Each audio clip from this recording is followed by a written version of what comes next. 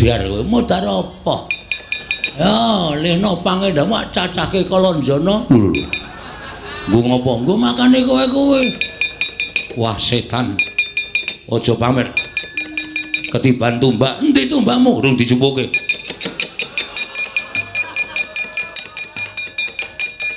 Tiban tumbak jebol dadamu nganti iso gawe mbledos.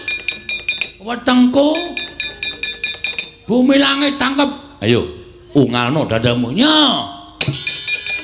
Wedan mletik metu genine. Kandhane mula kurang nggawa rek.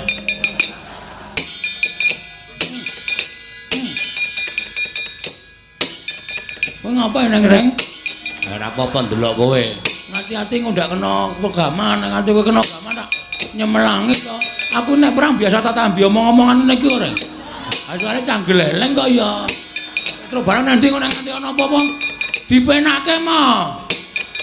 Dian ki menungso apa iki? Menungso apa? Wis ora apa-apa to, diamu dadi kono mati ya.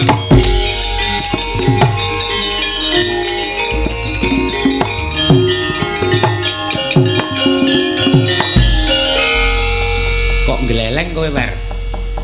Tumbak ditutukke cengel kok tang tang tang tang. Cah ampuk.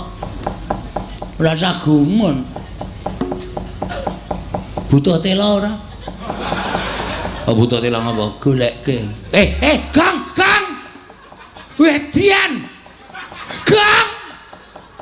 Rasa wedi, aku ki ora apa-apa. Santai wae to.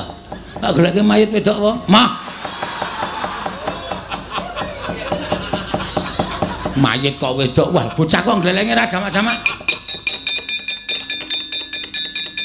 Ono apa lho kareng? Bagong. Bagong apa?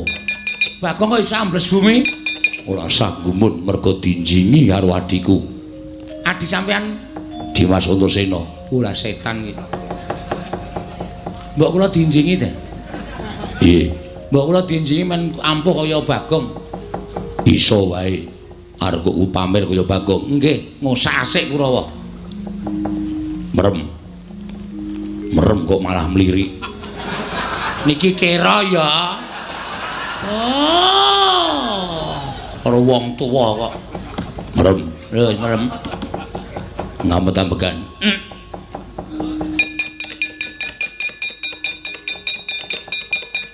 Wis melek. Sampeyan teng pundi? Aku ning awakmu. Kuwi lah. Terus kekuatane? Mangga. Carane? Sikiling gedruk lemah ping 3.